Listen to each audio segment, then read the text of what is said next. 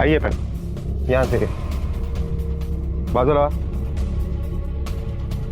Madam, society का safety tank साफ करते समय ये इंसानी कंकाल मिला। सुरेंद्र, ये सबसे पहले किसने देखा? इकड़े आ रहे। हाँ सब। मैडम, ये म्यूनिसिपालिटी के सफाई कामगार है, सबसे पहले इन्होंने देखा। साल में कितनी बार टैंक साफ करते हो? मैडम, वैसे तो कोई फिक्स टाइम नहीं है, लेकिन सोसाइटी से कंप्लेंट आया तो हम लोग साफ करते हैं मैडम। पिछले बार कब की थी?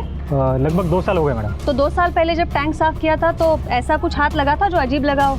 नहीं मैडम, ऐसा कुछ हाथ नहीं लगा। ठीक है सुरेंद्र, ये कंकाल इन्वेस्टिगेशन के लिए फॉरेंसिक लैब भेजो। ये उदय सोसाइटी के हर एक घर की, घर में रहने वाले हर एक इंसान की डिटेल चाहिए मुझे। यहाँ कितनी फैमिलीज है, फैमिलीज में कितने मेंबर्स है, क्या करते हैं, कब से यहाँ रह रहे हैं, सब पूछो।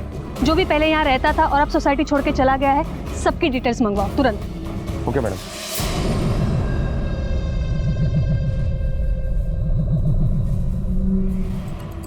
मैडम, हाँ, उदय सोसाइटी का फोटो चार्ट है। उदय सोसाइटी में टोटल 2 विंग है और हर विंग 4 माले की है। हर माले पर 4 फ्लैट है, यानी उदय सोसायटी में दोनों विंग मिलाकर टोटल 32 फ्लॅट आहे, जिसमें के 4 फ्लॅट खाली पडे। काही दिवसांपूर्वी तिथे माणसं राहत होती, पण आता राहत नाहीये। 2 साल पहले टैंक की सफाई हुई थी, उस वक्त ऐसा कुछ हाथ नहीं लगा था। इसका मतलब है अब हमें हमारी छानबीन 2 साल पहले से शुरू करनी पड़ेगी।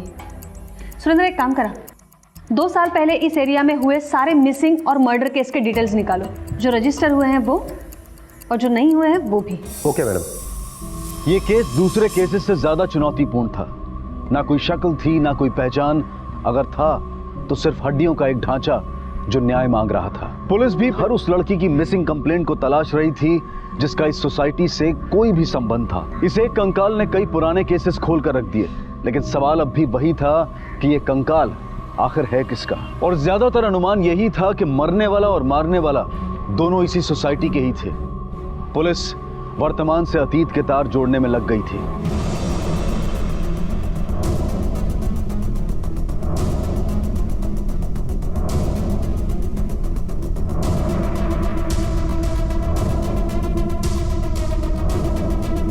कौन कहता है भगवान नहीं है? इतने सालों के बाद न्याय मांगने आए। आता काय न्याय मिळणार? मरने वाला मर गया, वो भी इतनी बुरी जगह सड़के मरा। भगवान इतनी गंदी मौत किसी को भी न दे। पता नहीं बेचारे के साथ क्या हुआ। बेटा। हाँ आंटी, मुझे पढ़ के बताओ ना। हे काय ले रे? सोसाइटी में मिला एक कंकाल। कल सुबह सफाई के दौरान डोंबिवली के उदय सोसाइटी में एक मानव कंकाल मिला है, जो किसी लड़की का लग रहा है और करीब 1.5 साल पुराना लग रहा है, जिसे या तो बेरहमी से मारकर उस सेफ्टी लाइन में डाल दिया गया है जहां से वो मिला है, या वो उसमें गिर के मरी है। सुरेंद्र, ये फॉरेंसिक रिपोर्ट के हिसाब से तो ये कंकाल किसी लड़की का है जिसकी उम्र 21 से 24 साल होगी और मौत 16 से 18 महीने पहले यानी 1.5 साल पहले हुई है। इसका मतलब है अब हमें 1.5 साल पहले 21 से 24 साल की लड़कियों के मर्डर और मिसिंग डिटेल्स निकालने होंगे। मैडम, एक औरत आई है, आपसे मिलना चाहती हूँ। साहब, आपको जो कंकाल मिला है ना, मैं पक्का बोल सकती हूँ वो मेरी बेटी गायब हुई है ना, वंदना उसका ही है।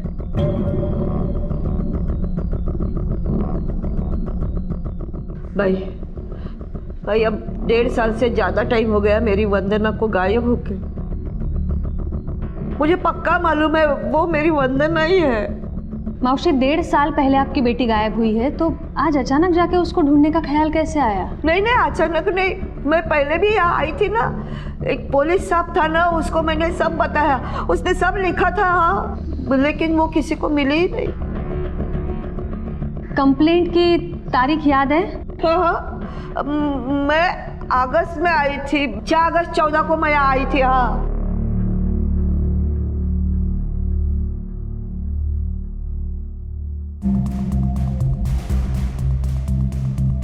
सुरेंद्र, कंप्लेंट मिली? हाँ मैडम, लेकिन केस फाइल बंद कर दी गई है। क्यों? कंप्लेंट के मुताबिक इनकी लड़की गायब तो हुई है, लेकिन कब, कैसे, कहाँ से, इसका पता नहीं चला। और दूसरी बात मैडम, अगर कहीं पर भी किसी लड़की की बॉडी मिलती है तो ये औरत वहाँ क्लेम करने चली आती है, इसलिए इसे पागल समझकर यह केस ही बंद कर दिया। मुझे बात करनी है इससे, इसे अंदर लेकर आओ। भाई भाई वो कंकाल मुझे दे दो, मुझे मेरी बेटी का अंतिम संस्कार करना है। मावशी देखिए, हमें भी जांच पड़ताल करनी पड़ेगी। हाँ, अगर ये साबित हो जाता है कि वो कंकाल आपके बेटी का है तो फिर हमें आपको उसको देने में कोई हर्ज नहीं होगा। लेकिन भाई मैं बोल रही हूँ ना, वो मेरी वंदना ही है। देखिए, एक बार हमें भी अपनी तसल्ली कर लेने दीजिए। आप अपने बेटी का फोटो यहाँ छोड़ जाइए। हम जितनी जल्दी हो सके कुछ ना कुछ पता करने की जरूर कोशिश करेंगे। सुरेंद्र, ये वंदना का केस रीओपन करो और एक बार वो उदय सोसाइटी जाकर भी चेक करो। मैडम, अगर ये वंदना है तो कमला के साथ हम उसका डीएनए मैच करवा के देख सकते हैं। हाँ, कर तो सकते हैं, लेकिन ये कई महीनों का प्रोसेस है। कंकाल के बोन से डीएनए निकाल कर मैच करना काफ़ी दिन लग जाएंगे और तब तक हम लोग हाथ पर हाथ धरे नहीं बैठ सकते।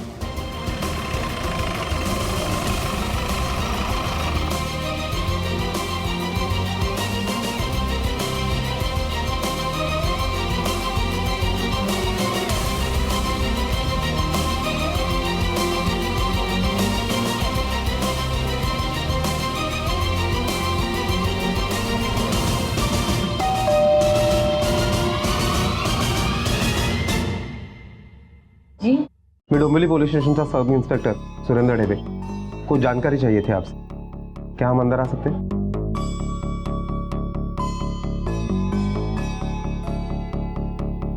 ये आपका बाजू वाला घर कब से बंद है? राउत फॅमिली, उनको तो शिफ्ट हुए 1.5 साल हुए, तभी से बंद है। कुठे गेले, का गेले, काय माहिती आहे? ते तर नाही माहिती, शायद रेशमा की वजह से। रेशमा? कौन रेशमा? रेशमा हरिभाई की बेटी है। हरिभाई बहुत अच्छे इंसान थे, लेकिन उन्हें गुस्सा बहुत जल्दी आता था। वो रेशमा को भी बहुत मारते थे और जब रेशमा को शादी के रिश्ते आने लगे उसके बाद तो सब उल्टा हुआ। वैसे तो उन्होंने कभी बताया नहीं, पर मैंने सुना था रेशमा शादी नहीं करना चाहती थी। इसीलिए जब रेशमा को और एक रिश्ता आया उस रात को। क्यों नहीं करनी शादी? दुनिया की हर लड़की शादी करती है। तूने सोचा भी है कि तेरी वजह से शिल्पा शादी के बगैर रह जाएगी? देखो बाबा, उसकी शादी का नाम लेकर आप मेरी बलि मत चढ़ाओ।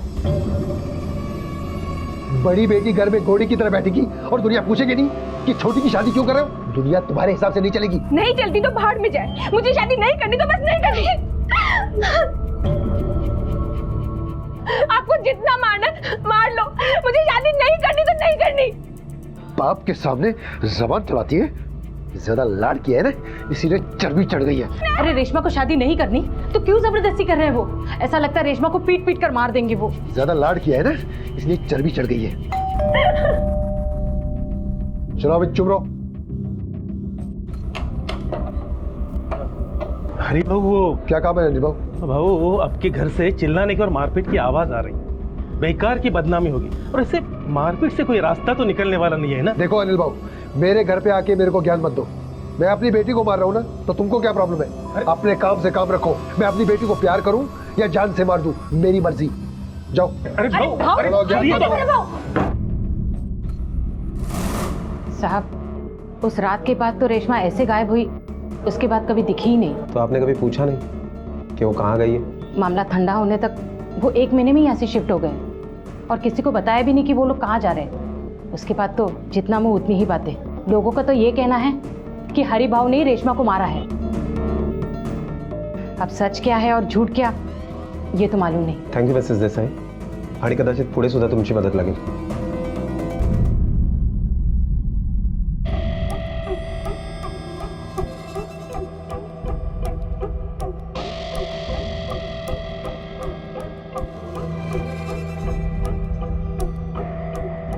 सुनिए, पुलिस अपनी सोसाइटी तक पहुंच गई है। मुझे लगता है कि हमें सब कुछ बोल देना चाहिए। पागल हो गई? क्या खाना लगा? अरे जा।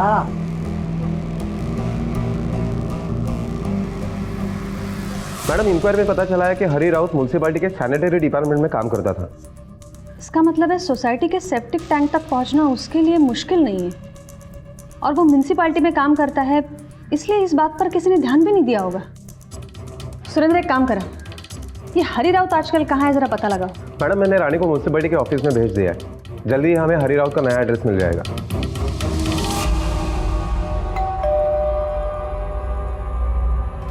क्या है? कुठे आहे माझी मुलगी? मार डाला ना तूने उसे? अच्छा, आज 1.5 साल बाद आप लोगों को आपकी बेटी की याद आ रही है? देखिए, ये नाटक करना बंद कीजिए और जाइए यहाँ से। आप लोग के पास गई थी ना, तो आपके पास ही होगी, और कहाँ जाएगी? अगर हमारे पास होती तो हम तेरे दरवाजे पर क्यों खड़े होते? 1.5 साल से हमने उसकी शक्ल तक नहीं देखी। क्या क्या है तूने उसके साथ? बता, वरना हम पुलिस में जाएंगे, तुझे जेल भिजवा देंगे। देखिए, आप लोगों को जो करना है कीजिए, जहां जाना चाहिए। आप लोग मेरा कुछ नहीं बिगाड़। अरे अमर, अमर, दरवाजा खोल। भाई भाई दो मिनिट मेरा 2 मिनिट नहीं, 1 मिनिट सुद्धा वेळ नाहीये।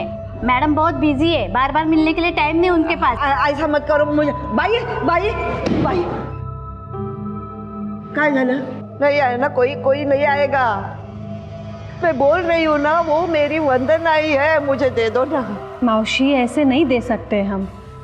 हमारी कार्यवाही अब तक पूरी नहीं हुई है। ठीक है, आपको जो करना है कर लो, लेकिन आपको उसे मुझे ही देना पड़ेगा। मैं बोल रही हूँ ना, वो मेरी वंदना ही है, मुझे मालूम है। भाई, उसका अंतिम संस्कार करने दो, उसकी आत्मा भटकेगी, शांति नहीं मिलेगी उसे।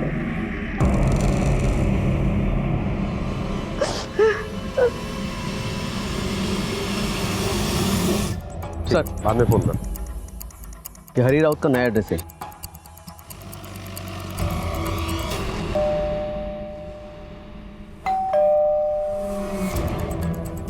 हरी राउत, हाँ साहब। तुम म्यूनसिपालिटी में सैनिटरी डिपार्टमेंट में काम करते हो?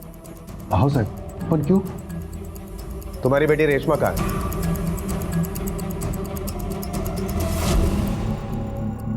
मैडम, वो घर से भाग गई थी, लेकिन मुझे नहीं पता कहाँ गई होगी। तूने उसको इतनी बुरी तरह पीटा था कि पड़ोसियों को आना पड़ा बीच बचाव करने।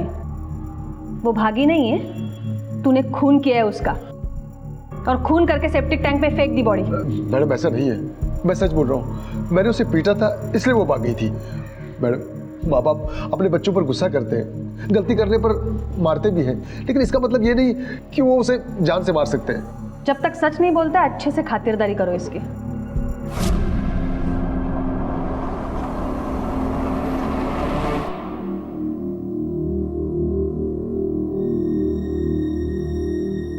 साहब। हाँ बोला। मुझे एक कंप्लेन लिखवानी है। हाँ बोलिए। साहब, मुझे अमर सुरवे के खिलाफ कंप्लेंट लिखवानी है। साहब, ये अमर सुरवे एक छोटा मोटा सिंगर है, एक छोटी सी ऑर्केस्ट्रा भी चलाता है, और उसी ने मेरी बेटी को गायब किया है। ये वही अमर सुरवे जो उदय सोसाइटी में रहता है? जी साहब। आपको ऐसा क्यों लग रहा है कि अमर ने आपकी बेटी को गायब किया है? मैम, अमर सुरवे मेरा दामाद है। मेरी बेटी सोनाली उसके साथ उसी उदय सोसाइटी में रहती थी, और मेरी बेटी पिछले 1.5 साल से गायब है। अब जब मैंने अखबार में यह खबर पढ़ी तो मुझे पूरा यकीन हो गया है कि अमर ने मेरी बेटी की हत्या कर दी है। इसीलिए मैं उसके खिलाफ कंप्लेन लिखवाना चाहता हूँ, ताकि मेरी बेटी को न्याय मिल सके। लेकिन वो उसे क्यों मारेगा? मैडम, मेरी बेटी उससे अच्छी और मशहूर सिंगर थी, और ये बात अमर से बर्दाश्त नहीं होती थी, और इसी वजह से वो हमेशा उसे पीटता था, उसे तंग करता था। तो आपने तब उसके खिलाफ कंप्लेंट क्यों नहीं लिखवाई? मैडम, हम तो करना चाहते थे, लेकिन सोनाली ने हमें मना कर दिया। वो कहती थी कि आई बाबा, आप फिक्र मत करो, ये मेरी लड़ाई है, मैं खुद ही लड़ लूंगी। ठीक है, आप कंप्लेंट लिखवा दीजिए, हम इंक्वायरी करेंगे। ये केस परत दर परत खुलता जा रहा था या शायद उलझता जा रहा था। कमला, शरद और हरी राउत तीनों इस कंकाल से जोड़कर देखे जा सकते थे, और ये साबित करने के लिए तीनों के खून के सैंपल भी ले लिए गए थे। दावेदारों और संदिग्धों के बावजूद कई सवाल मुंह बाए खड़े थे। रेशमा का या सोनाली का, या फिर ये कंकाल इस फेहरिस्त से बाहर किसी और का ही था?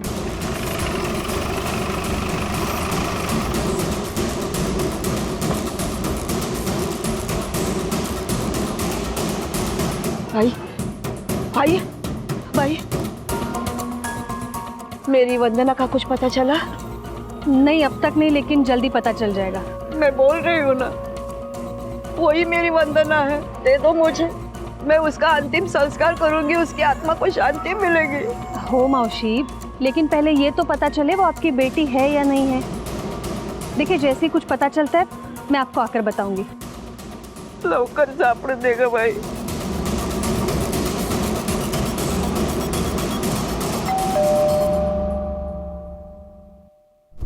अमर सुरवे, जी सुना है बहुत अच्छा गाना गाता है तू। चल तेरा गाना सुनते हैं। खोल।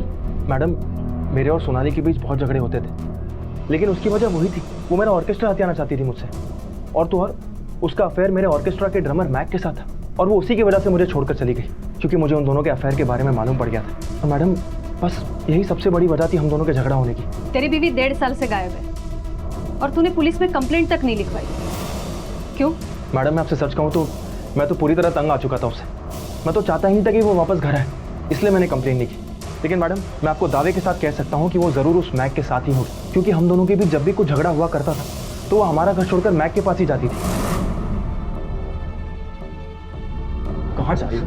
हाँ? तुमसे दूर, मुझसे बर्दाश्त नहीं होती तुम्हारी ये बकवास और तुम्हारे बेमतलब के ताने। मैं शांति से जीना चाहती हूँ अमर। तुम्हारी रोज शांति का नाम मैक है ना? क्यों? जानता हूँ मैं, अपने उसी कमीने यार से मिलने चाह रही होगी तुम। अपने काम से काम रखो, समझे? मैडम, या तो सोनाली मैक के साथ है, या फिर जरूर मैक ने कुछ किया होगा सोनाली के साथ, क्योंकि वो पहले से शादीशुदा था। देख, तुझे अगर ऐसा लग रहा है कि तू हमसे झूठ बोलकर बच जाएगा तो गलतफहमी है तेरी। नहीं मैडम, मैं आपसे सच कह रहा हूँ। अगर आपको मेरी बात पे यकीन नहीं है तो आप एक बार मैक से जाके बात कीजिए, फिर आपको पता चल जाएगा कि मैं आपसे सच कह रहा हूँ या झूठ। मैक का एड्रेस दे। साई सदन सोसाइटी, बी विंग 201, गोड़बंदर। हमारे परमिशन के बिना शहर के बाहर भी मत जाना, समझे? जी। चला। भंडारी, या अमरवर लक्ष ठेवा जरा।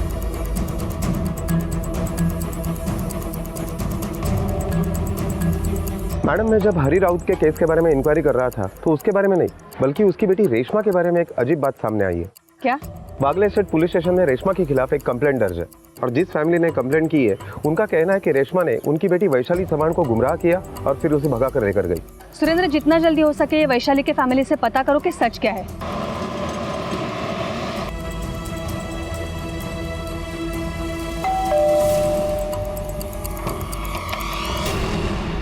जी, आपने रेशमा के खिलाफ कंप्लेंट की थी ना? हमें उसके केस के बारे में कुछ पूछताछ करनी। वैशाली, वैशाली,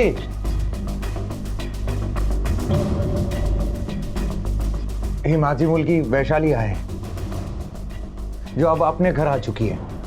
सर, हमें रेशमा के बारे में अब कोई बात नहीं करनी, प्लीज। आपको बात नहीं करनी होगी, लेकिन हम कुछ जानना चाहते हैं। रेशमा के बारे में क्या जानती हो? वो मेरी कॉलेज की फ्रेंड थी और घर वापस आने के बाद मैंने उससे कोई कांटेक्ट नहीं रखा, बस इतना ही जानती हूँ मैं। और आपने वैशाली घर पर आने की खबर पुलिस स्टेशन में क्यों नहीं की? सर देखिए, मेरी बेटी मेरे घर आ गई, इससे ज्यादा मुझे कुछ नहीं चाहिए, और वैसे भी रेशमा के बारे में हम ज्यादा सोचना नहीं चाहते। देखिए, हर कानूनी कार्रवाई के कुछ नियम होते हैं। वैशाली घर पर आ गई, इसकी खबर आपको पुलिस स्टेशन में करनी चाहिए। आप जाकर कीजिए। कौन से कॉलेज में पढ़ती हो? इसके कॉलेज। ये सोनाली के साथ तुम्हारा अफेयर था क्या? मैम, अमर झूठ बोल रहा है, उसे तो शक करने की बीमारी है। सोनाली तो इनकी बहन जैसी थी। मैम, वो बहुत गिरा हुआ इंसान है। सोनाली उससे बहुत अच्छी है। सोनाली की वजह से ही उसके पास ऑर्केस्ट्रा के शोज बढ़ते जा रहे थे और सोनाली फेमस होती जा रही थी, और ये बात उसको बर्दाश्त नहीं हो रही थी। थैंक यू मेहता जी। अरे, आपकी प्रोग्राम के लिए हम मना थोड़ी कर सकते हैं। नहीं नहीं, बिल्कुल नहीं। Thank you so much. तुम्हारे जाने वालों की संख्या तो दिन ब दिन बढ़ती ही जा रही है। अब ये मेहता जी भी तुम्हारी लिस्ट में ऐड हो गए। अमर, मेहता जी हमें एक और प्रोग्राम की बुकिंग दे रहे हैं। मैं क्या पागल हूँ? बहरा हूँ मैं? मुझे कुछ समझ में नहीं आता क्या? ये मेहता जी तुमसे दिन भर फोन पे चिपके रहते हैं, तुम्हें प्रोग्राम पे प्रोग्राम दिए जा रहे हैं, तुम्हें समझ में नहीं आ रहा कि वो तुमसे क्या चाहते हैं, या फिर तुम जानकर भी अनजान बन रही हो? अमर, तुम गुस्सा क्यों हो रहे हो? ठीक है, जैसा तुम कहोगे वैसा ही करूँगी। हाँ? वो हेलो, ये अपना त्रिय चरित्र कहीं और जाके दिखाना।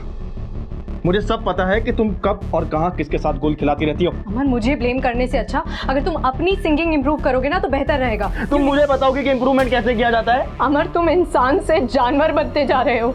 मैं नहीं रह सकती तुम्हारे साथ। हाँ हाँ, अब तो तुम रहोगी भी क्यों?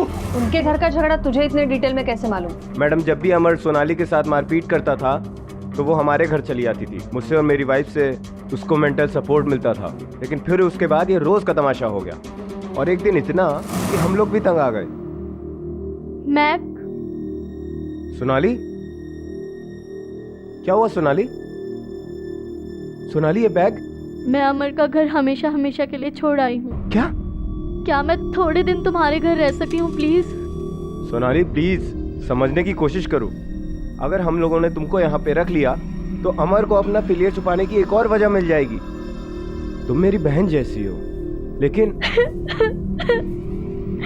प्लीज रो मत सोनाली, सब ठीक हो जाएगा। मैं हूं ना, ऐसे परेशान होने से।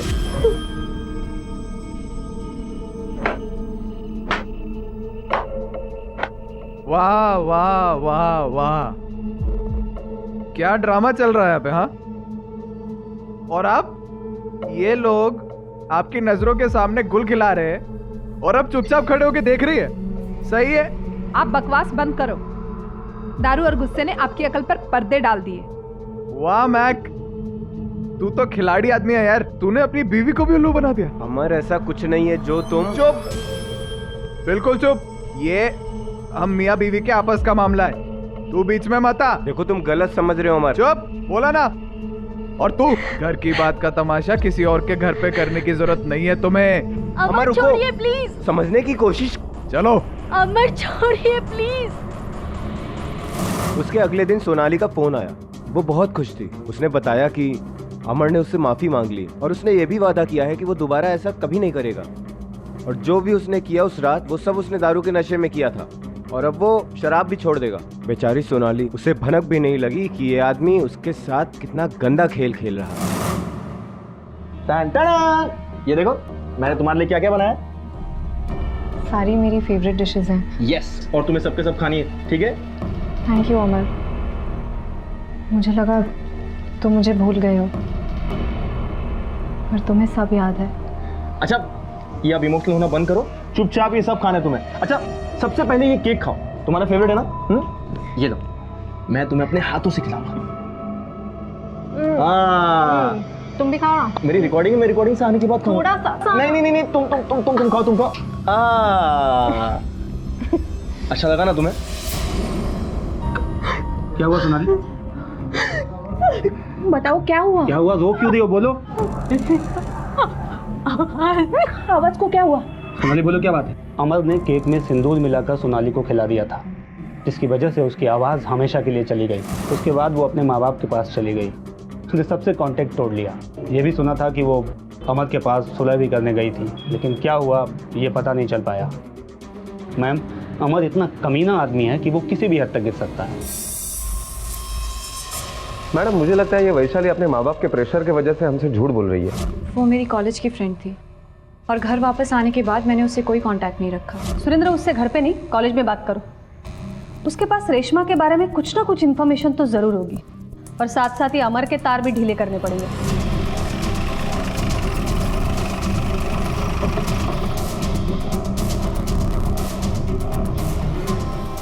चल गाड़ी में बैठ। मैडम, लेकिन हुआ क्या? नाटक नहीं चाहिए। तूने सोनाली के साथ क्या किया ना, सब हम आ जाके बताएंगे। मैडम, मैंने कुछ नहीं किया, मैंने बताया ना आपको। चल अंदर बैठ, चल। मैडम, मैं सच कह रहा हूँ, मैंने कुछ नहीं किया।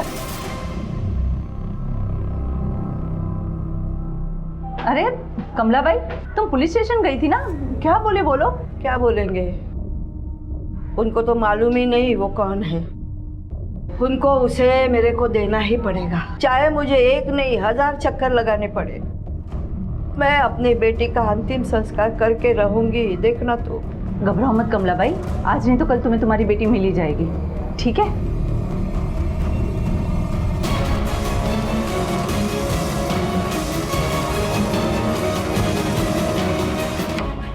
वैशाली, हमें आपसे बात करनी है।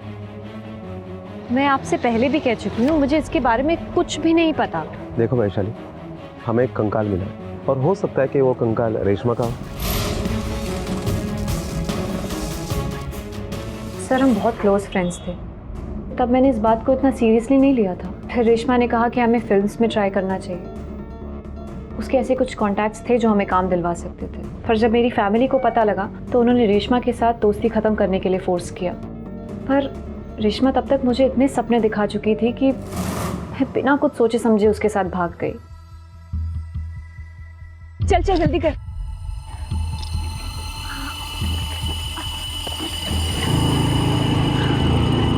और उसके बाद जो हुआ वो मैं कभी सोच नहीं सकती थी। आओ वैशाली।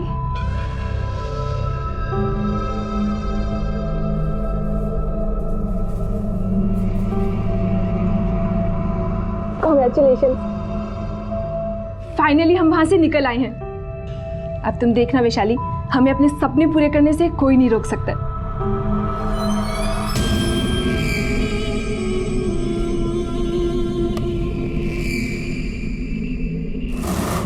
उस रात को जो हुआ, उससे पहले मुझे वो कॉलेज में कपल वाली बात कभी समझ में नहीं आती।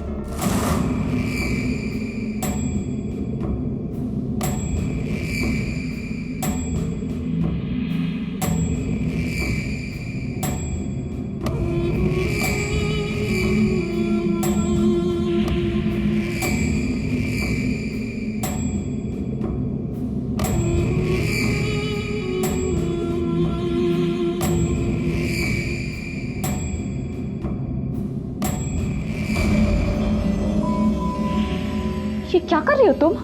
क्यों? तुम्हें अच्छा नहीं लग रहा? बिल्कुल भी नहीं। वैशाली झूठ मत बोलो, आज पहली बार नहीं, इससे पहले भी तो मैंने तुम्हें ऐसे छुआ है, तब तो तुमने कोई कंप्लेन नहीं की। और आज वैशाली, मैं तुम में अपना परफेक्ट पार्टनर देखती हूँ। और इससे पहले ये क्या बकवास कर रही हो तुम? मुझे नहीं पता था तुम्हारे दिमाग में ये सब चल रहा है, वरना रेशमा मैं तुम्हारे साथ इस घर में कभी भी नहीं आती। डिस्गस्टिंग। वैशाली, सर मैं रेशमा के साथ उस फ्लैट में 4 दिन तक थी, उसके बाद मैं घर वापस आ गई। रेशमा की छोटी बहन शिल्पा को जानती हूँ मैं। शिल्पा ही ने मुझे बताया था कि अंकल ने आंटी की बीमारी का झूठा बहाना बना के रेशमा को घर वापस बुलाया था। रेशमा जब घर आई तो उसे पता लगा कि ज़बरदस्ती उसकी शादी करवाने के लिए उसे बुलाया गया है, तो उसने बहुत हंगामा किया, इतना कि अंकल ने उसे बहुत मारा। उसके बाद वो कहाँ गई पता नहीं, कॉलेज भी नहीं आई। उसके बाद अंकल आए थे उसका नाम कटवाने। सर इससे ज़्यादा मुझे और कुछ नहीं पता। सुरेंद्र, ये हरी राउत का डीएनए टेस्ट करवाना पड़ेगा। समय तो काफ़ी लगेगा, लेकिन और कोई रास्ता भी नहीं है। और हाँ, ये अमर से भी सच बुलवाना पड़ेगा, खुद सच बोलने वाला नहीं है। मैडम, अनाथ आश्रम से रेणु कुलकर्णी नाम की एक औरत आई है, आपसे मिलना चाहती है। Madam, him as a card है, मैं अनाथ आश्रम चलाती हूँ। जब से न्यूज़पेपर में मैंने इस लड़की की कंकाल मिलने की खबर पड़ी है, तब से मैं सोच रही थी कि हाँ मुझे आना चाहिए कि नहीं। फिर मैंने सोचा कि मैं शायद आपकी कोई मदद कर पाऊँ, इसलिए मैं यहाँ आई। तो क्या आप जानती हैं ये कंकाल किसका है? जी नहीं, लेकिन मेरे पास एक इन्फॉर्मेशन है, शायद आपकी कोई काम की हो। बताइए। मैडम, 1.5 साल पहले एक मंजू सालवे नाम की औरत अपने 1.5 महीने के बच्चे के साथ मेरे पास आई थी, और उसने बोला कि इस बच्चे को मैं अपने पास रख लूँ, क्योंकि उसके पास रहने के लिए कोई जगह नहीं थी, और जैसे कोई रहने का इंतज़ाम होता है वो अपने बच्चे को साथ में लेकर जाएगी। लेकिन वो लौटी ही नहीं। मुझे लगा कि शायद जैसे बाकी के लोग अपनी जिम्मेदारी से भागने के लिए हमारे यहाँ बच्चे छोड़ जाते हैं, वैसे ही मंजू ने किया हो। लेकिन जब मैंने इस लड़की की कंकाल मिलने की खबर पड़ी, तब मुझे लगा शायद वो झूठ नहीं बोल रही थी। उसने आपको कहा था वो कहाँ रहती है, क्या काम करती है? हाँ, ती बोली होती कि उदय सोसाइटी में वो बाई का काम करती है, जहाँ आपको ये कंकाल मिला है, और इस उदय सोसाइटी के नाम की वजह से ही मैं यहाँ आई हूँ। थैंक यू सो मच, आपने काफ़ी इंपॉर्टेंट इन्फॉर्मेशन दी है हमें। जहां अभी तक सोनाली, रेशमा और वंदना की तलाश जारी थी, वहीं इस लिस्ट में मंजू का नाम जुड़ने से चुनौती और कड़ी हो गई थी। पर तभी राहत की सांस बनकर पुलिस के हाथ एक ऐसा सबूत लगा जो इस केस को सुलझाने में पुलिस के लिए मददगार साबित हो सकता था। मैम, ये सोनाली का सामान है। आखिरी बार जब हमारे घर आई थी तो उसने इसे यहाँ छोड़ा था।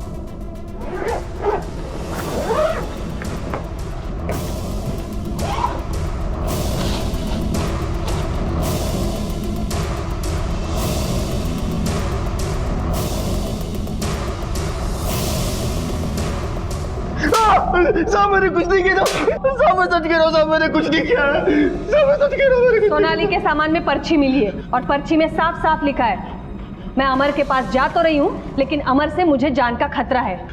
चल बोल बोल, अभी सच क्या है? मैडम, मैं आपसे सच कह रहा हूँ, मैंने सच में सोनाली को नहीं मारा है, मैंने कुछ नहीं किया है। भंडारी, जब तक ये सच नहीं बोलता, जो चाहे डिग्री लगा लो इसके ऊपर। नहीं साहब, साहब मैं सच कह रहा हूँ, साहब मैंने कुछ नहीं किया है, साहब मेरी बात तो सुनो।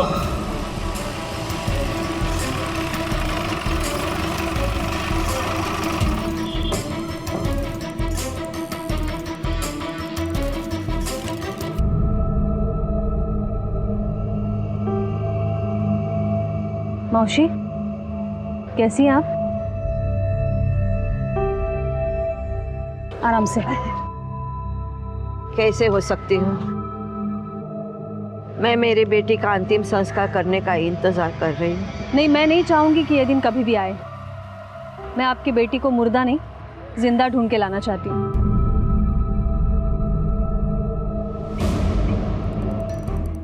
मौशी, ये सोसाइटी में आप कितने साल से काम कर रही हैं? बहुत साल हुए। अब कितना समय हुआ मुझे पता नहीं। तब तो आपको पता होगा कि ये मंजू सालवे नाम की कोई लड़की यहाँ काम करती थी क्या? हाँ, ये दूसरे माले पे खानोलकर रहते हैं ना, उनके यहाँ काम करती थी। माहिती दिल्याबद्दल थँक यू मावशी.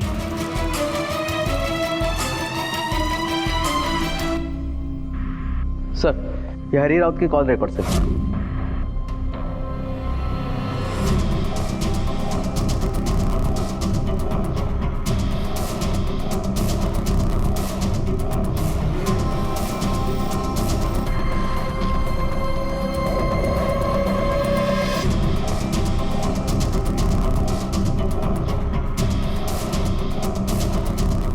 रेशमा आर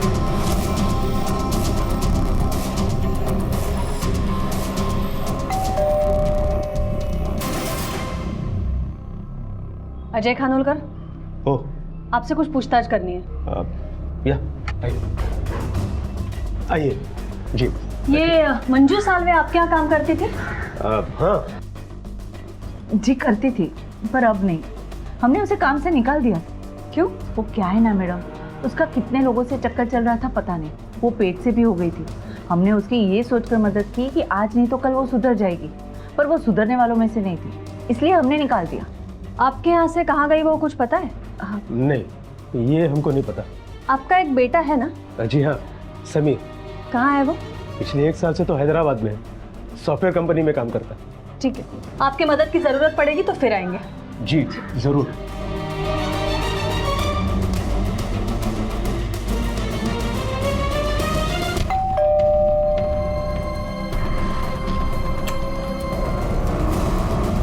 रेशमा राउत जी. मला तुमच्याशी काय बोलायचं.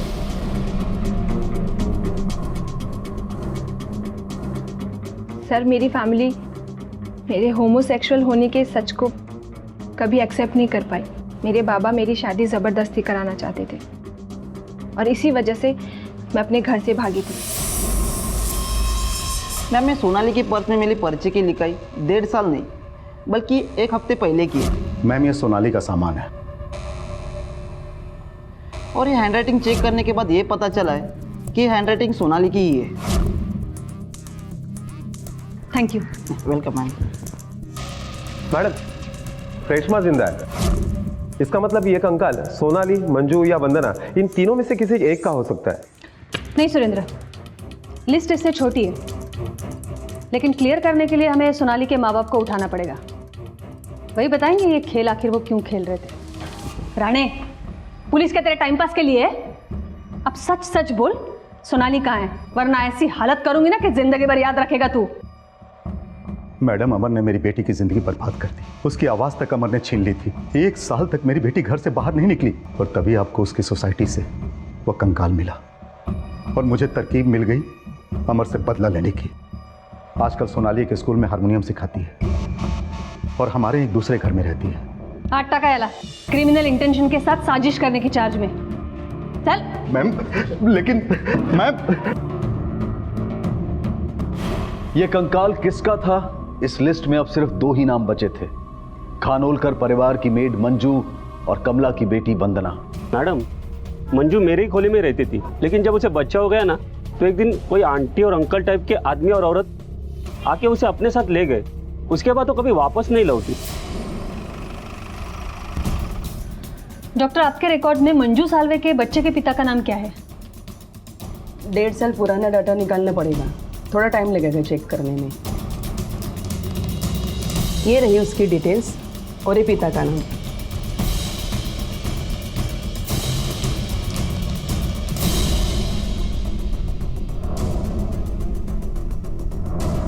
अब समझ में आया मंजू जैसी लड़की के लिए इतने दयालु क्यों हो रहे थे। उसके बच्चे का बाप और कोई नहीं, तुम्हारा बेटा समीर था। समीर को उठाने के लिए हमारी एक टीम ऑलरेडी हैदराबाद के लिए निकल चुकी है। अब तुम दोनों सीधे सीधे सच बोलो, वरना अगर हम बुलवाएंगे तो जिंदगी में दोबारा भलाई करने का मौका नहीं मिलेगा। हाँ, मंजू हमारे इधर काम करती थी।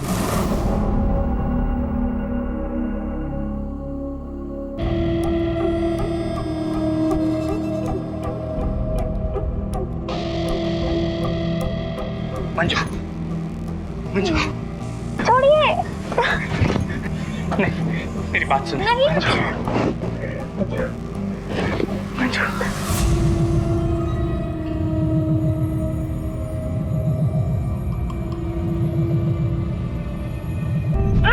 क्या हुआ? हे भगवान, बिना शादी के बच्चा किसका बाप लेके घूम रही है? तेरे तो यार 36 है। 36 नहीं, एक ही है। आपका बेटा समीर है इस बच्चे का बाप।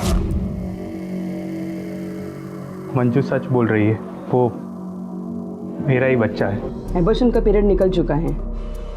अगर अब एबॉर्शन होगा तो मंजू की जान को खतरा हो सकता है। हमने समीर को दूसरे शहर में ट्रांसफर लेने के लिए मना लिया। थोड़े दिन बाद मंजू ने एक बच्चे को जन्म दिया। वो लगातार हमें धमकी देती रही कि सारी दुनिया के सामने हमारा तमाशा बना देगी। वो ये भी कहती थी कि उस सबको बता देगी कि ये बच्चा समीर का है। हमारे पास दूसरा कोई रास्ता नहीं बचा था। हम उसे अपने घर ले आए।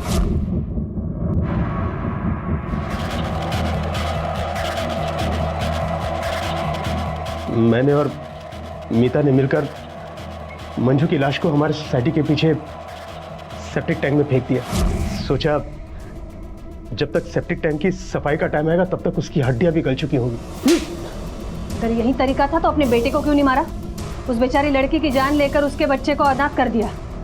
अगर उसकी हड्डियां गल भी जाती ना तो भी तुम्हारे खिलाफ कुछ ना कुछ सबूत जरूर मिल जाता हमें, क्योंकि जुर्म छुपता नहीं है, अपनी कहानी खुद कहता है। खानोलकर परिवार ने मंजू का कत्ल अपने झूठे और खोखले सामाजिक रुतबे को बचाने के लिए किया। वो मंजू के अपने संतान के प्रति प्रेम को समझ ही नहीं पाए और उसे मार दिया। अमर खानोलकर को मंजू के कत्ल के लिए और मीता को उसका साथ देने, साजिश करने और सबूत मिटाने के लिए इंडियन पीनल कोड की अलग अलग धाराओं के तहत गिरफ्तार किया गया है। पुलिस ने कमला की बेटी वंदना को भी ढूंढ निकाला, जो वाकई में जीवित थी। पुलिस ने उसे एक रेड लाइट एरिया से बरामद किया और उसे देखकर कमला की खुशी 7वें आसमान पर थी। वंदना, आई, वंदना, आई, आई।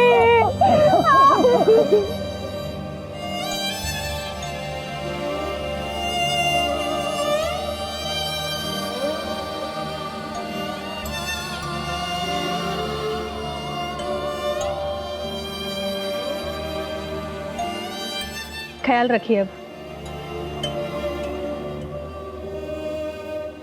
देख बेटा, सेंटर देख ले, सेंटर देख ले। थोड़ा टेढ़ा लग रहा है क्या? देख देख जरा, चेक कर ले। बरोबर बाबा। हाँ था, ठीक है। अरे ये सगळी तैयारी देख के नीलम तो एकदम खुश हो जाएगी। आज तो हमारा घर जैसे पूरा बदल ही गया। भगवान करे मेरे बेटे की जिंदगी में ये खुशियां हमेशा बनाए रखे। थैंक यू भाई।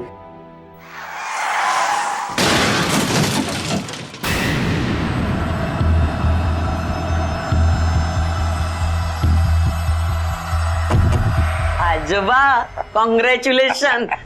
हाँ शीतल, तुम्हारी कुछ बात हुई है नीलम से? नहीं, अभी तक वो घर नहीं आई। अच्छा ठीक है, मैं उसे कॉल करता हूँ फिर से। राहुल, लागला का फोन?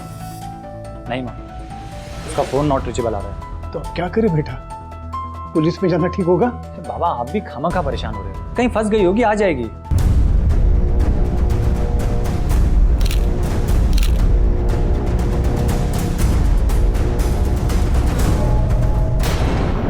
कदम सर, दोनों मिडिल एज के लगते हैं। गाड़ी के पीछे बहुत बड़ा डेंट है। हिट एंड रन केस हो सकता है। राइट सर, गाड़ी को देखकर ऐसा ही लगता है। एक काम करो, दोनों बॉडीज को पोस्टमार्टम के लिए भेजो और इस गाड़ी के चेसी नंबर से इसकी ओनर का पता लगाओ। और हाँ, मुंबई टू लोनावला चेक नाका के दोनों साइड की सीसीटीवी फुटेज चेक करो, ट्रेस करो। कोई ऐसी बड़ी गाड़ी जिसके सामने वाले हिस्से पर डेंट। आई बाबा, आप लोग घबराइए मत, मैं पुलिस स्टेशन जाके आता हूँ। आली बेटा, दरवाजा खोल।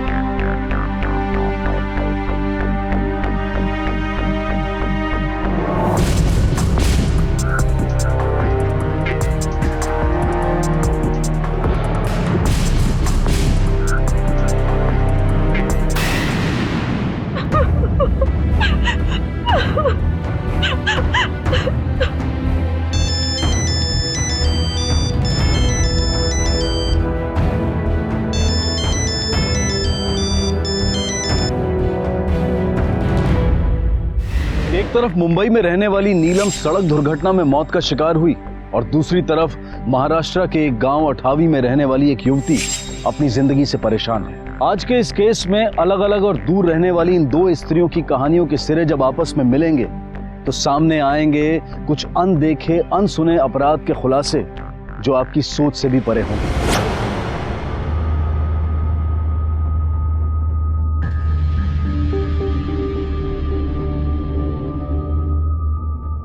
ये बॉडी आपकी वाइफ की है? नहीं सर। मौका वारदात पर हमें कुछ सामान मिला है, आइडेंटिफाई कीजिए।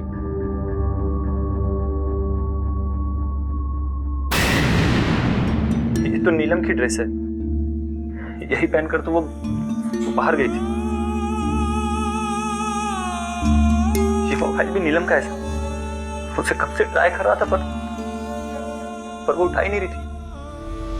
ये आप ही की गाड़ी का नंबर है?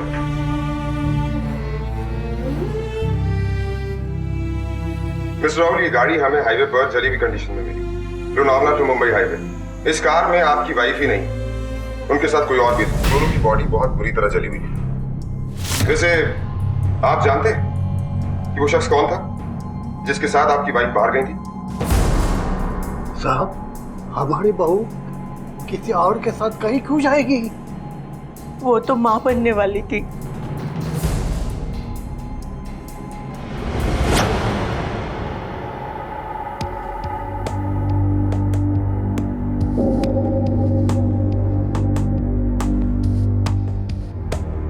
विशाखा,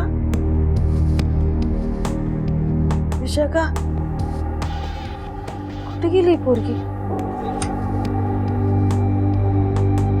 विशाखा, ए विशाखा, ए बेटा, ए राजा, यहाँ क्यों सोई है? यहाँ क्यों सोई राजा? चल आई।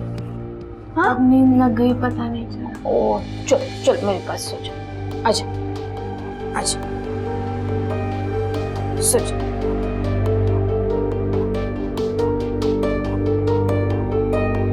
शुरुआती तहकीकात में यह मामला पुलिस को अवैध संबंध और बेवफाई का लग रहा था, पर शायद इसके पीछे जो सच छुपा हुआ था वो आपके यकीन की बुनियाद को हिला देने वाला था। अब इस केस का सारा दारोमदार इस रहस्यमय व्यक्ति की पहचान पर टिका था जिसके साथ नीलम सफर कर रही थी और मृत पाई गई।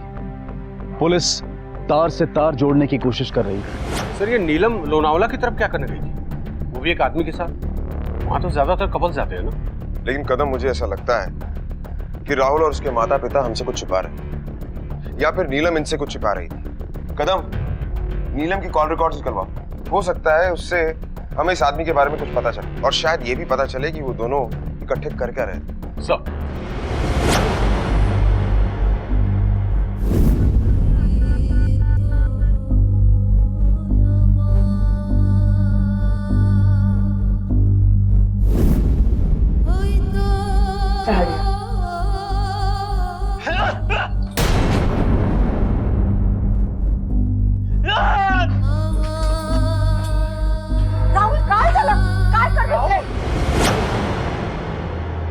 वाह, पावलास रे बाबा, सोने जैसी बेटी दी मेरे को, मेरा नाम जरूर रोशन करेगी।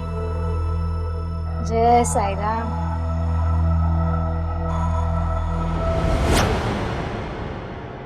विशाखा,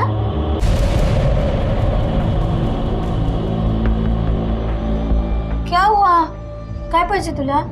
अगं आई, काय नाही, वो मैं देख रही थी कि इस साल में तूने एक भी नई साड़ी नहीं ली। हो भाई ग, बड़ी चिंता है मेरी तेरे को। हाँ, तुझे नौकरी लगने दे, हर महीने एक साड़ी लूंगी, वो भी जबरदस्ती। अरे पानी क्यों आया आंखों में बेटा? तू ना विशाखा बड़ी नरम दिल की है, तू दिल को ऐसे मजबूत बना। ये दुनिया है ना बाहर की, यहाँ अच्छे लोग कम और बुरे लोग ज्यादा रहते हैं।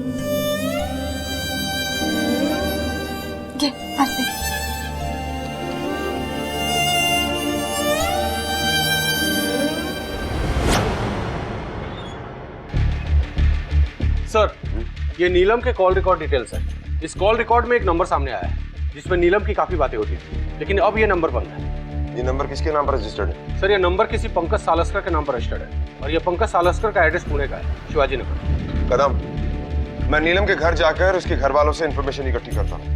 तुम शिवाजी नगर जाकर इस आदमी के बारे में सारी इन्फॉर्मेशन इकट्ठी करो। सर। चलो। पंकज सालस्कर, ये नाम सुना है आपने? नहीं, हमने ये नाम कभी नहीं सुना। इंस्पेक्टर साहब, नीलम और राहुल की जिंदगी में क्या चल रहा था, इसके बारे में हमने ज्यादा कभी इंटरफेयर नहीं किया है, और वैसे भी हमें ज्यादा कुछ नहीं पता। राहुल कहाँ है? इंस्पेक्टर साहब, बहू के मौत के बाद राहुल काफी परेशान था, हमें डॉक्टर को बुलाना पड़ा। डॉक्टर ने उसे नींद की गोलियां दी है, वो गोलियां खाकर सो गया है। इस वक्त उसका आराम करना बहुत जरूरी है। देखिए, एक काम और भी जरूरी है, इस केस की इन्वेस्टिगेशन। हमारे लिए जानना बहुत जरूरी है कि वो इंसान कौन था जो नीलम के साथ कार में था। अगर आपको यही जानना है कि नीलम के साथ कौन था, तो जाके उसकी माँ को पूछो ना, नीलम की जिंदगी में कौन था, किसके साथ उसके चक्कर थे।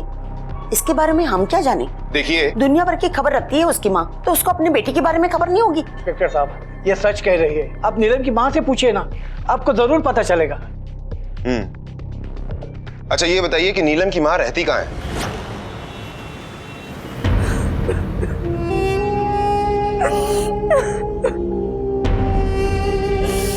मेरी बेटी बहुत सीधी थी और अपने परिवार से बहुत प्यार करती थी। ये सोचना भी बकवास है कि मेरी बेटी का किसी के साथ अफेयर था। आप इतना यकीन के साथ कैसे कह सकती हैं? मैं अपनी बेटी को अच्छी तरह से जानती थी और राहुल से बहुत प्यार करती थी। आखिर संस्कार नाम की भी कोई चीज होती है। देखिए, एक बार फिर अपने दिमाग पर जोर डालिए, सोचिए। पंकज सालस्कर, ये नाम आपने पहले सुना है? मैंने आपसे कहा ना, मेरी बेटी का किसी के साथ अफेयर नहीं हो सकता। अच्छा, ये बताइए कि आपकी बेटी नीलम ने कभी अपने ससुराल वालों की बुराई की हो आपके सामने? कुछ ऐसा कहा हो जो आपको अजीब लगा हो? नीलम के सास ससुर नीलम और राहुल के रिश्ते के खिलाफ थे, लेकिन राहुल ने उनकी बात नहीं मानी। शादी के कुछ महीनों बाद ही उन्हें नाराज होने की एक और वजह मिल गई। लीजिए, पास जल नाटक। धोखा किया है आपने, धोखा हमारे साथ। एक तो बांझ लड़की मेरे बेटे के पल्ले बांध दी, ऊपर से प्यार का नाटक। 6 साल हो गए शादी को, अब तक नीलम की गोद सुनी है। पर ऐसा भी तो हो सकता है कि ये बच्चों के आपस का निर्णय हो, वो अभी कुछ समय तक बच्चा नहीं चाहते हो। ऐसा कुछ नहीं है। पापा बसा, कान खोलकर सुन लीजिए। या तो 6 महीने के अंदर हमारे घर में खुशखबरी आएगी, नहीं तो आपकी बेटी घर वापस आएगी। समझ लो? ऐसा कैसे? चला तुम्हें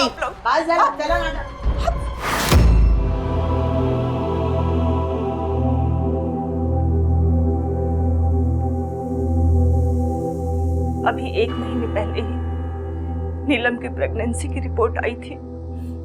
6 साल बाद वो प्रेग्नेंट हुई थी।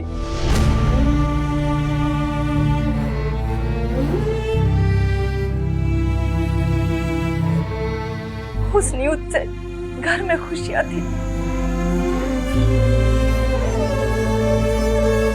सब खुश थे, अगर मेरी बेटी का मरना मर्डर है तो जरूर उसके ससुराल वालों ने ही किया होगा।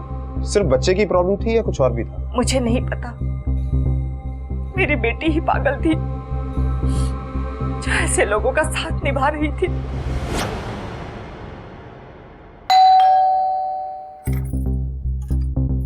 होय साहेब, काय झालं? पंकज सालस्कर का घर यही है? जी। हो, डॉक्टर पंकज सालस्कर माझा मुलगा आहे. काय झालं? पुलिस जब पंकज सालस्कर के घर पहुंची तब कुछ चौंका देने वाले सच सामने आए। बूढ़े माँ बाप के लिए पंकज की मौत की खबर दर्दनाक थी। उन्हें नीलम से उसके रिश्ते के बारे में कोई जानकारी नहीं थी, लेकिन पुलिस ने एक अहम सुराग खोज निकाला कि पंकज खुद एक गायनेकोलॉजिस्ट है। क्या है इस रहस्यमय अपराध के पीछे, ये तो आने वाला वक्त ही बताएगा। एक तरफ नीलम की मौत और दूसरी तरफ विशाखा की कहानी। इन दोनों का आपस में क्या रिश्ता था?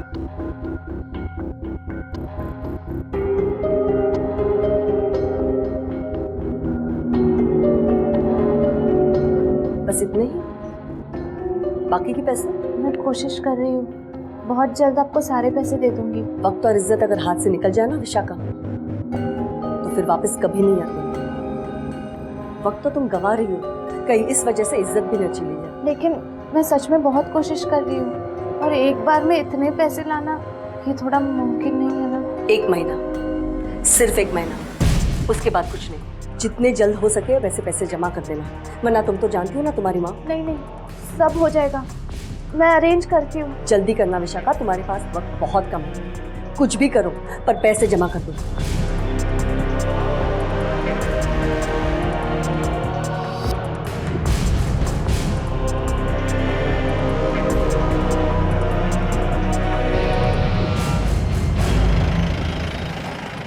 विशाखा, तू मेरा फोन क्यों नहीं उठा रही है? मेरे पीछे पीछे मत आ, मुझे कोई बात नहीं करनी है तुझसे। अरे पर क्यों? किया क्या है मैंने तुमसे? कौन सी गलती गिनाऊं तुझे? सारी गलती तेरी है। देख मनु, यहाँ से निकल जा, मुझे कोई तमाशा नहीं क्रिएट करना है। अरे एडी हो गई क्या? अरे बता तो सही, किसी ने कुछ कहा तुमसे? मी सांगते है तू निघ। पागल है तू?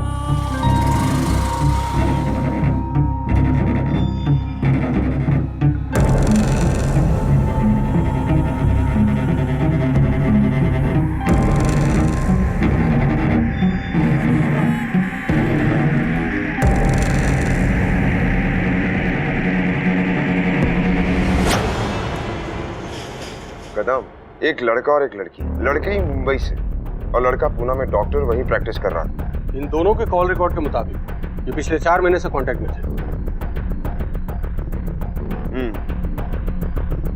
नीलम को बच्चा नहीं हो रहा था और उसका ये दोस्त पंकज एक गायनेकोलॉजिस्ट है। हो सकता है नीलम की मेडिकल इश्यूज में हेल्प कर रहा हो, लेकिन सबसे बड़ा सवाल ये है कि क्या इन दोनों के बीच में डॉक्टर और पेशेंट का रिलेशनशिप था या कुछ और इस बारे में किस किस को पता था?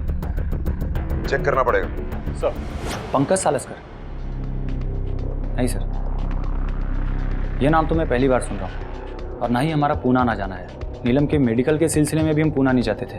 उसके सारे टेस्ट यहीं मुंबई में होते थे, चेकअप, सोनोग्राफी, सब कुछ यहीं मुंबई में, मातृ सिटी हॉस्पिटल में। ठीक है, चलो।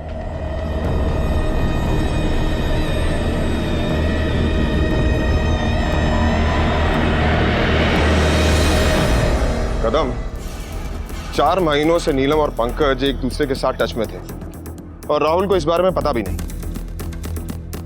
या तो ये राहुल बहुत अच्छा एक्टर है या फिर इतना बिजी कि अपनी बीवी के लिए इसके पास टाइम ही नहीं। पता करना पड़ेगा। चलो सर।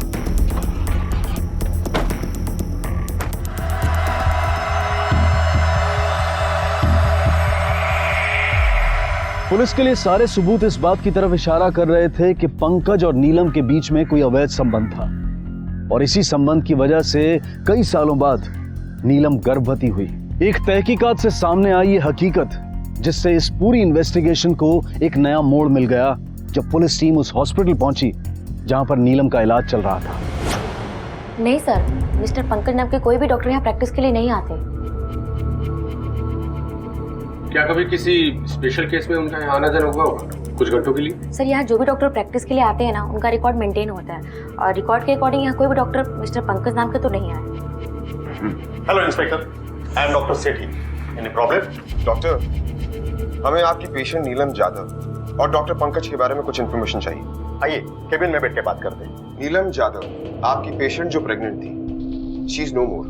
ओह सॉरी, लेकिन वो प्रेग्नेंट नहीं थी।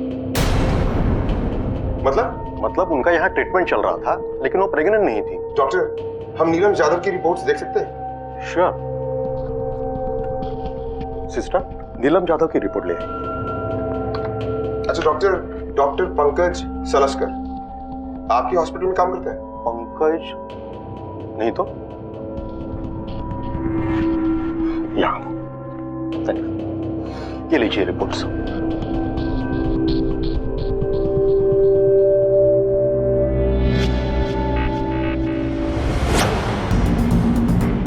सर, नीलम की पोस्टमार्टम रिपोर्ट आ चुकी है। डॉक्टर सेठी की न्यूज कंफर्म है, नीलम को भी प्रेग्नेंट थी नहीं।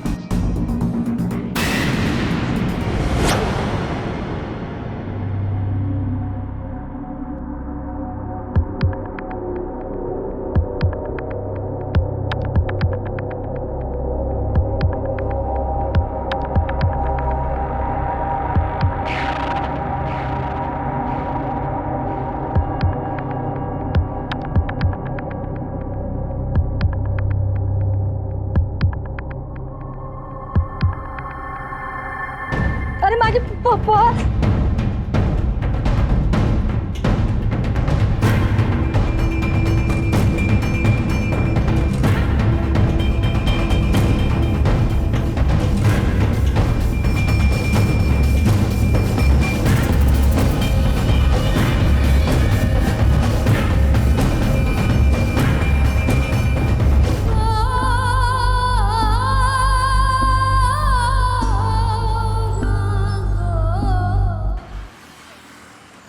यही तो सोचती थी मैं, अचानक ये चमत्कार कैसे हुआ? एक नंबर की चुड़ैल थी वो।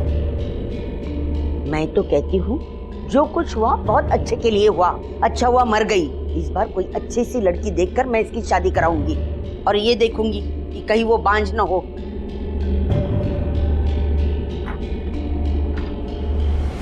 सर, नीलम के ससुराल वाले कुछ ठीक नहीं लगते। मेरा मतलब, हो सकता है नीलम अपनी शादी से खुश ना हो और नीलम के अफेयर का पता इनकी फैमिली को चल गया होगा।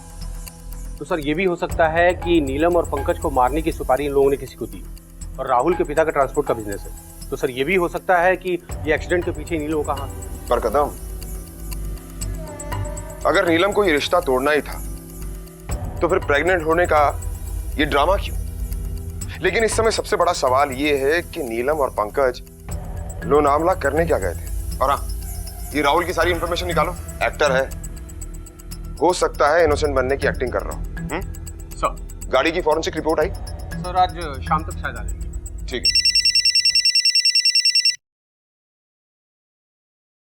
सर, राहुल की शादी की बात किसी और लड़की से चल रही थी 3 महीने पहले।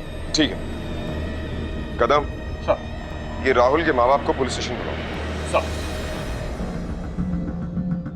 क्यों मारा? किसको दी सुपारी? ट्रांसपोर्ट का बिजनेस है ना तुम्हारा? हमने कुछ नहीं किया साहब, कसम से। इस लड़की को जानती हैं आप? मैं याद दिलाता हूं, ये वही लड़की है जिसके साथ आपने अपने बेटे की शादी 3 महीने पहले फिक्स की थी। कुछ याद आया? बोलिए। बहू को बच्चा नहीं हो रहा था, इसलिए। पहली बीवी के होते हुए दूसरी बीवी का प्लान, अगर वो भी प्रेग्नेंट ना हो तो फिर उसे भी मार देती, और फिर तीसरी शादी। शर्म आनी चाहिए आपको। हमने कुछ भी नहीं किया साहब। फिर किसने किया? राहुल ने। राहुल, नीलम की बात सुनकर ना, baby I am really sorry for you baby, but I am so happy कि अब हमें चोरी चोरी चुपके चुपके कुछ भी करने की जरूरत नहीं पड़ेगी।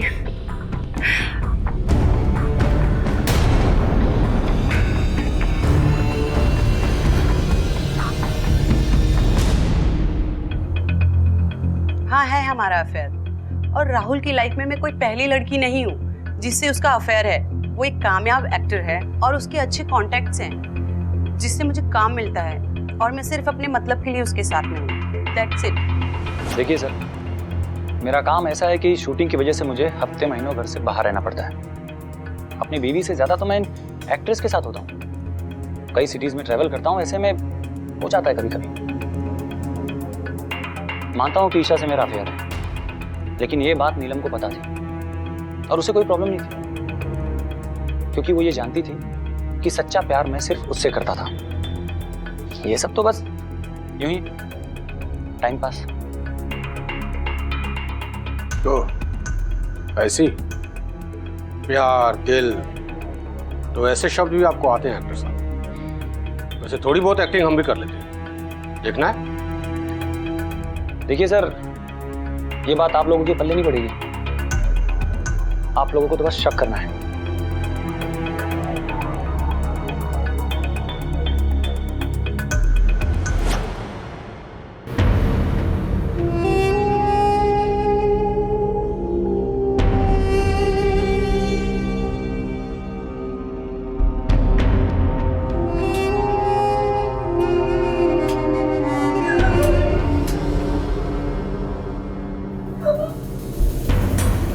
विशाखा, अरे क्या कर रहे हो बेटा? ओ आई, अली जल्दी आ जाइए, 1 घंटा हो गया। पढ़ाई नहीं करनी है क्या?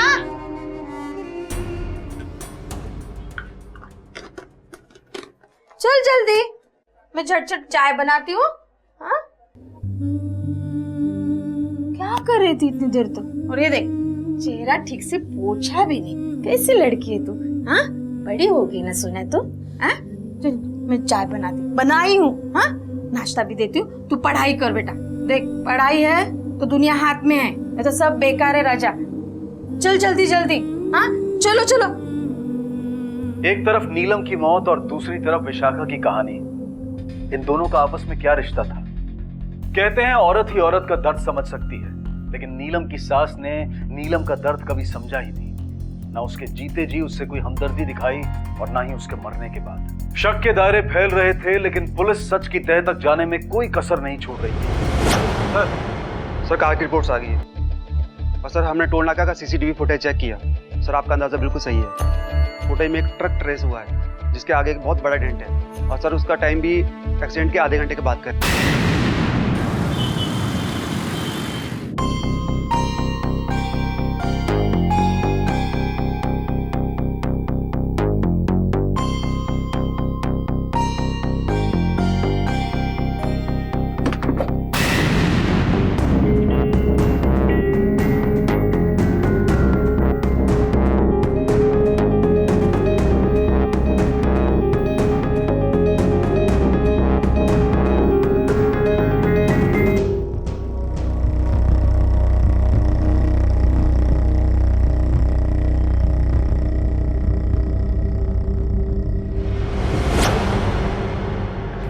तुझे उसी ने भेजा है ना?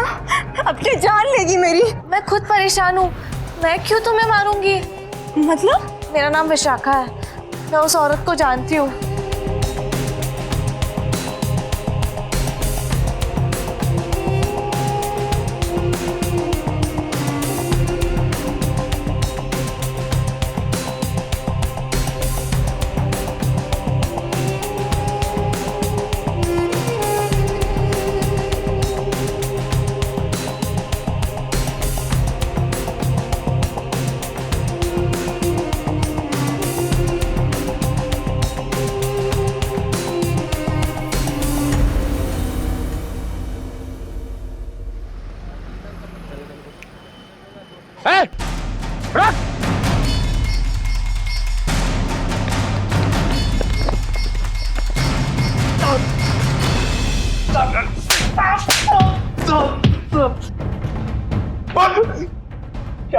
चप्पल सब खरा संग सब, किसी ने मेरे को पैसा नहीं दिया सब। उस दिन थोड़ी ज्यादा चढ़ा रखी थी सब। बाल बच्चे वाला आदमी खूनी नहीं हूँ, पैसा लेके किसी को नहीं मारता सब। मैं घबरा गया था, इसलिए मैं भाग गया सब। तू जादव ट्रांसपोर्ट के लिए ट्रक चलाता है ना? कौन जादव ट्रांसपोर्ट साहब? 2 लोगों की जान गई है तेरी वजह से। सजा तो तेरे को जरूर मिलेगी। सब कुछ नहीं, मेरे को जाने दो ना साहब।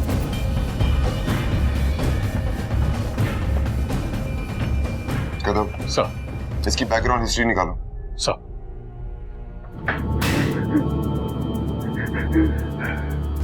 चला बाजूला वाला रहा। देखिएगा, एक डॉक्टर को कैसे कोई मार सकता है। आप कौन है? जी मैं पड़ोसी हूँ। आपने किसी आदमी को आते जाते देखा हो? नहीं मैंने नहीं देखा।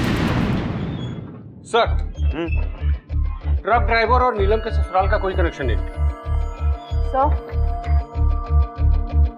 डॉक्टर पंकज ने एक्सीडेंट के दिन किसी डॉक्टर सुरभि नाम के गायनेकोलॉजिस्ट से बात की थी। उनका क्लिनिक लोनावला में है। ये उसका एड्रेस है। नीलम और एक गायनेकोलॉजिस्ट से ट्रीटमेंट। कदम सर, चलो देखते हैं।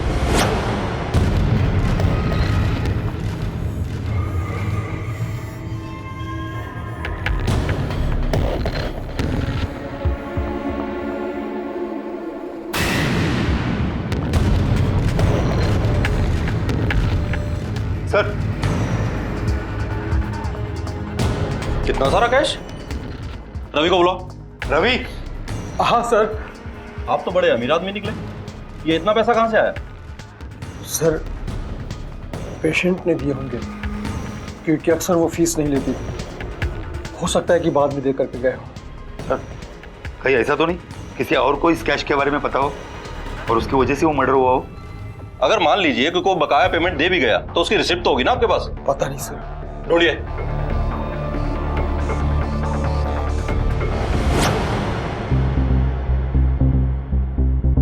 ये तो बहुत ही शॉकिंग न्यूज़ है। पंकज बहुत ही अच्छे डॉक्टर थे, मेरे बैचमेट थे वो।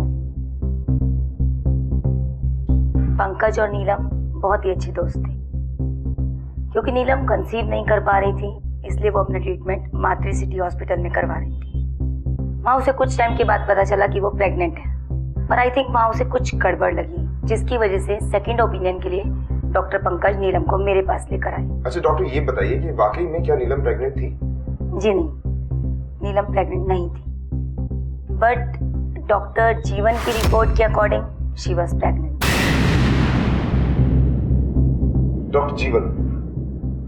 लेकिन डॉक्टर, हम वहाँ डॉक्टर सेठी से मिले, नीलम का वही ट्रीटमेंट कर रहे थे। जी नहीं, डॉक्टर सेठी तो उस हॉस्पिटल के डीन हैं, उनका ट्रीटमेंट डॉक्टर जीवन कर रहे थे। नीलम का सच चौंका देने वाला था। नीलम जिस मानसिक आघात से गुजर रही थी, उसमें मां बनने का सपना शायद इतना बड़ा होता है कि दूसरी हकीकतें दिखाई ही नहीं देती। आखिर नीलम के साथ हुआ क्या था? नीलम प्रेग्नेंट नहीं थी, लेकिन राहुल और उसके माँ बाप के हिसाब से वो प्रेग्नेंट थी। तो सर, एग्जैक्टली मातृ सिटी हॉस्पिटल में उसका इलाज किस बात का चल रहा था? यही तो पता करना है कदम। लेकिन एक बात समझ में नहीं आई, डॉक्टर सेठी ने हमसे ये क्यों छुपाया कि नीलम का ट्रीटमेंट डॉक्टर जीवन कर रहा था? कदम सर, एक काम करो, डॉक्टर सेठी और डॉक्टर जीवन दोनों की हरकतों पर नजर रखो।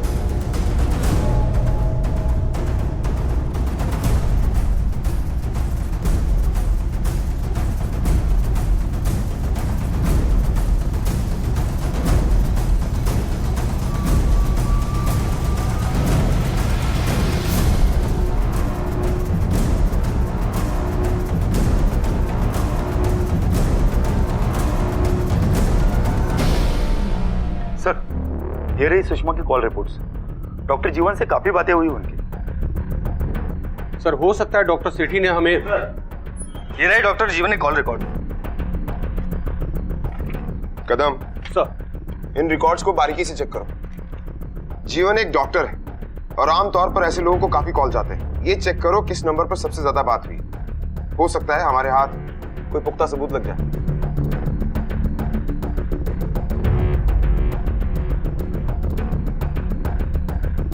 What? लेकिन आपको कैसे पता चला कि हम डॉक्टर जीवन के बारे में इंफॉर्मेशन इकट्ठी कर रहे हैं? सर, इस सुषमा की डॉक्टर जीवन के साथ काफी सारी फोन कॉल्स हुई हैं। जब हम लोग फाइंड आउट कर रहे थे तो पता चला कि इसके ऊपर आप लोग भी इन्वेस्टिगेट कर रहे हैं। ठीक है, मैं आपसे कोऑर्डिनेट करता रहूंगा। जीवन के बारे में अगर हमें कोई भी इंफॉर्मेशन मिलती है, I'll let you know। Okay sir, okay. Sir, हमने डॉक्टर जीवन की पूरी कुंडली खंगाल डाली। ये डॉक्टर जीवन पनवेल में फ्रीक्वेंटली फोन करता है किसी लैंडलाइन नंबर पर, और ये नंबर पनवेल के किसी फार्म हाउस का है। पता करो ये नंबर किसके नाम पर रजिस्टर्ड है।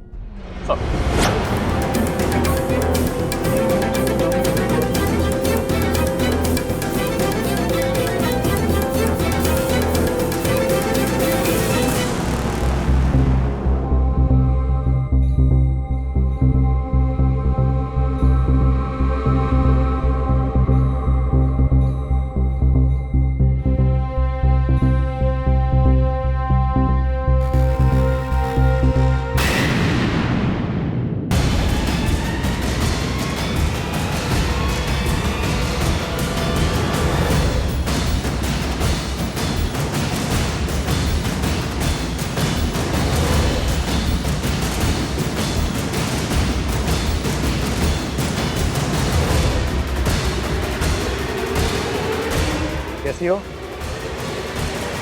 Hands up! घर का कोना कोना छान मारो, जो मिले गिरफ्तार करो। डॉक्टर! डॉक्टर रोक!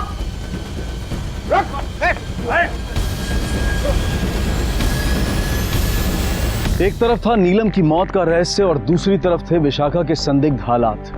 पुलिस ने नीलम की हत्या को रूल आउट नहीं किया था और अब पुलिस उस हकीकत के बिल्कुल करीब थी जहां आकर नीलम और विशाखा के बीच के संबंध का खुलासा होने वाला था। Sir sir sir sir sir sir sir sir बताता हूँ, सब बताता हूँ सर, सब बताता हूँ।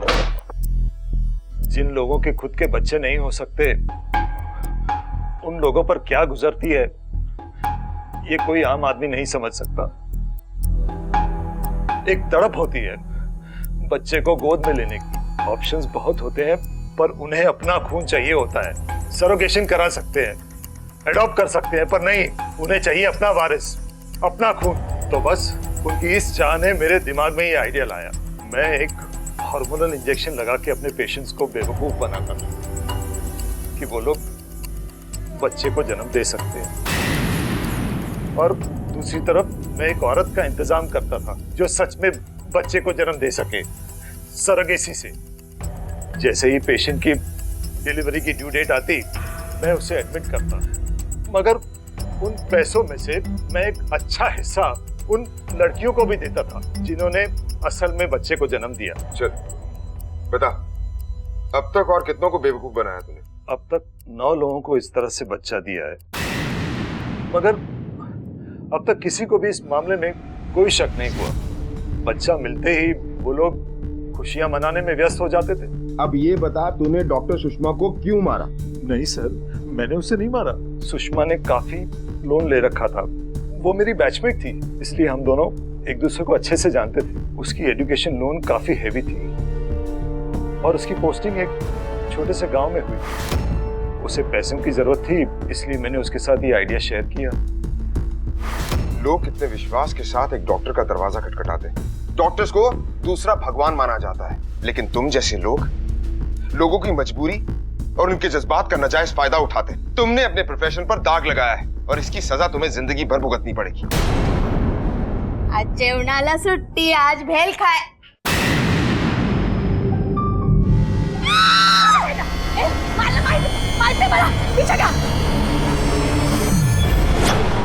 आगे क्या हुआ? मैं मलेरिया की पेशेंट थी। डॉक्टर सुषमा बहुत अच्छे से बात करती थी, मुझे बहुत अच्छा लगता था। वो मेरी बहुत अच्छी दोस्त बन गई थी। मैं उससे अपनी सारी बातें शेयर करती थी। एक बार मनु ने मुझे किस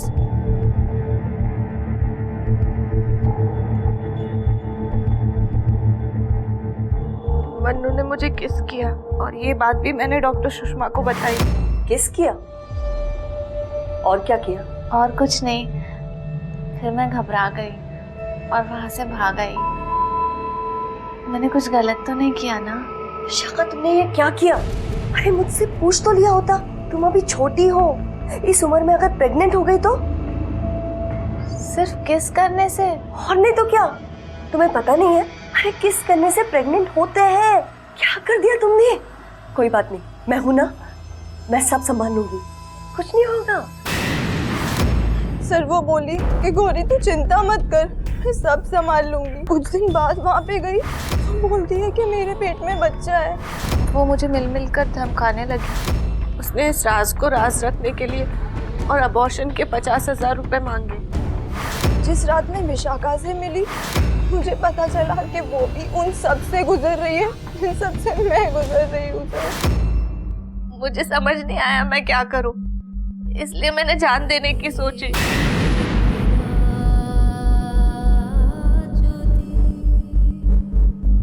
जल्दी करना विशाखा, तुम्हारे पास वक्त बहुत कम है। कुछ भी करो पर पैसे जमा करो। 1 महीना, सिर्फ 1 महीना, उसके बाद कुछ नहीं।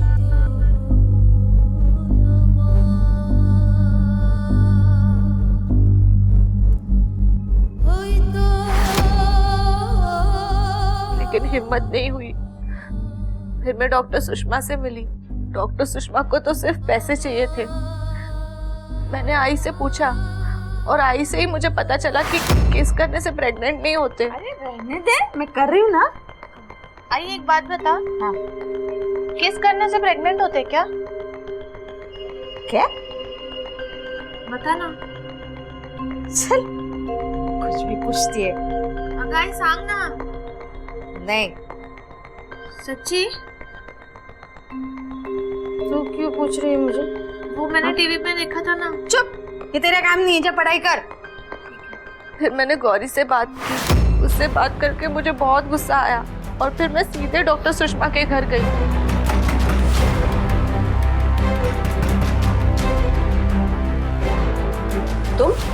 तूने मुझे झूठ बोला, धोखा किया तूने मेरे साथ। शांत, अंदर आ। मुझे सब पता चल गया है। आई ने मुझे बताया किस करने से कोई प्रेग्नेंट नहीं होता। अरे ये तो मैं भी जानती कि तू प्रेग्नेंट नहीं है। किस करने से कोई प्रेग्नेंट थोड़ी ना होता है। मैं सबको बता दूंगी। देखना तेरे साथ क्या करती हूँ। क्या बताएगी किसको? मेरा कुछ नहीं होगा। मैं तुझे ब्लैकमेल करूंगी और करते रहूंगी। मैं दुनिया को बता दूंगी कि तू प्रेग्नेंट थी और बहुत लड़कों के साथ घूमती थी। जो करना है जो कर, मुझे कुछ नहीं होने वाला, समझ गई? अरे तो जाना। खरं म्हणजे ना साहेब, चूक माझीच है वो। मैं मेरी बेटी को समझ ही नहीं पाई। सब बातें इस पे थोपती चली गई। काश मैं इसे समझ पाती ना, तो ये सब नहीं होता।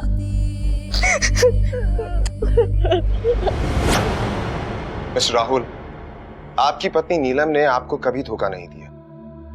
पंकज सालस्कर के साथ उनके कोई नाजायज संबंध भी नहीं थे और ना ही उन्होंने अपनी प्रेगनेंसी की बात झूठ कही। शी वॉज इनोसेंट, जिन्हें कोई शायद समझ नहीं पाया। काश मैंने एक बच्चा अडॉप्ट कर लिया होता तो ये सब कुछ होता ही नहीं। शायद नीलम की मौत का जिम्मेदार मैं ही।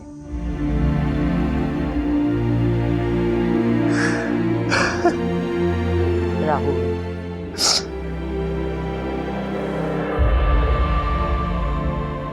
संसार चलाने से लेकर परिवार संभालने तक शायद ही ऐसा कोई काम होगा जो स्त्री को ना करना पड़े, चाहे वो पत्नी के रूप में हो, मां के रूप में हो, बेटी बहन या फिर दोस्त के रूप में।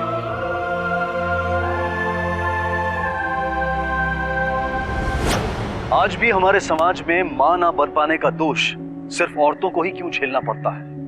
क्यों आंखें बंद करके ये सारा इल्जाम उन्हीं के सर पर धर दिया जाता है? क्यों ससुराल में रहने के लिए उनके सामने अपनी गोद आबाद करने की शर्त रखी जाती है? क्यों उन्हें अपमान, ताने और तिरस्कार सहना पड़ता है? क्या इसके लिए वो अकेली जिम्मेदार है? कई केसेस में तो पति में पिता बनने की क्षमता ही नहीं होती, लेकिन फिर भी दोष पत्नी को ही दिया जाता है। इस विकृत सोच को बदलने की जरूरत है। अपने वंश को आगे बढ़ाने के लालच ने आज लोगों को इतना अंधा बना दिया है कि उस लालच ने एक ऐसे कारोबार को जन्म दिया जहां नीलम जैसी औरत इस विकृत सोच का शिकार हुई तो वहीं विशाखा शिकार बनी जानकारी की कमी की वजह से।